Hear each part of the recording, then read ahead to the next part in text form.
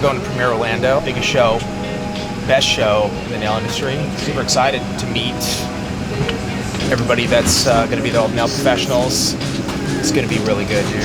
Looking forward to working with all our customers that we haven't seen in a while. It's going to be fun. Awesome.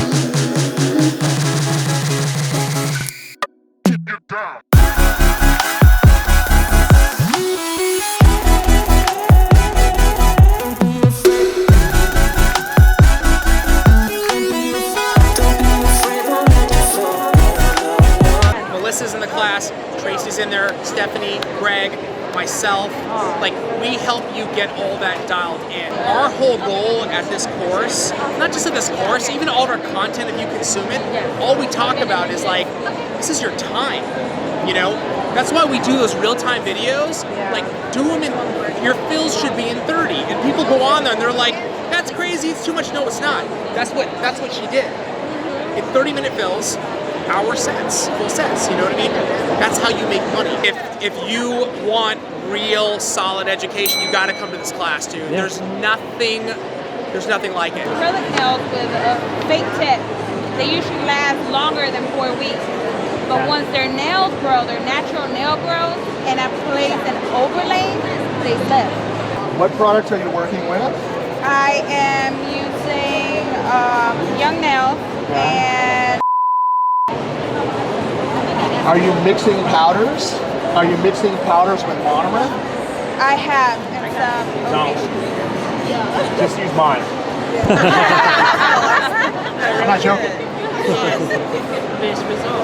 because the chemicals reaction. Dude, it doesn't work. You can't use my monomer with other people's powders. You have to use my powder with doing designs is different, but for foundation work, when you're doing fills, you gotta stick with stuff that you know works. This works. Like, I literally stay up till 2 in the morning, and my boyfriend's like, "What are you doing?" I'm like, "I'm watching Young Nails. Leave me alone." So you've been building your clientele this whole time, and in 1 year, I've literally changed my whole life. I built my clientele up so well that I'm stress free. This is just one of my pictures that I did. Like, this one is on social media, and I thank you. Yeah, it's beautiful. And I tag you guys, and I hashtag it. But then when I look at the hashtag thing, like, I go look immediately, but I don't see it. So is it like you guys have to go through and choose if you want to? So we'll get hundreds and hundreds of tags. Mm-hmm. It literally is, it's impossible to get through all of it. Yeah. But if you post a story and you tag us on your story, it has a much better chance of being of us catching it. Okay.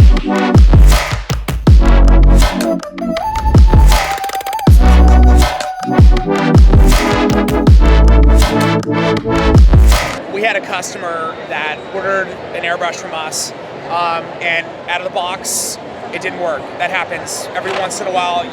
You have a defective product. She called our customer service.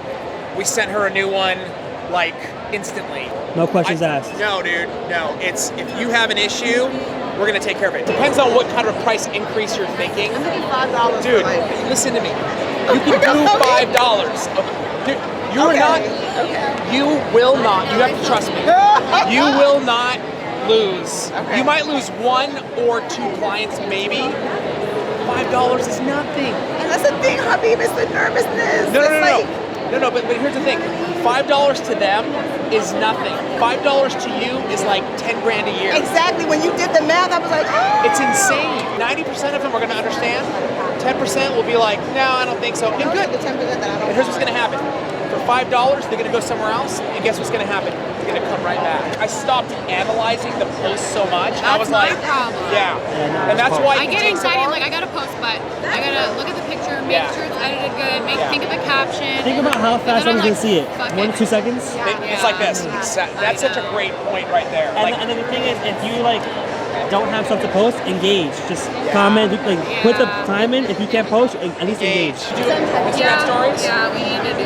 For stories, just document. Don't worry about creating. Just right now, hey, I'm here at this thing. I'm eating this, whatever. People are taking stories of acai bowls and watching it. So just document what you're doing. You know. When you actually have someone that walks up and is crying in tears. Yeah, literally. and says like, you actually changed our life through a lot of the content communication. This is how you did it, and this is where I am today. It's like, it's hard not to get emotional, you know? You're like... Well, that's a plea right there for people who are wondering if they should put out content. Like, best case scenario, you change someone's life. Worst case scenario, you improve your business. Like, that's the plea you're putting out content. It's that's that simple. 100%, dude. It's a win.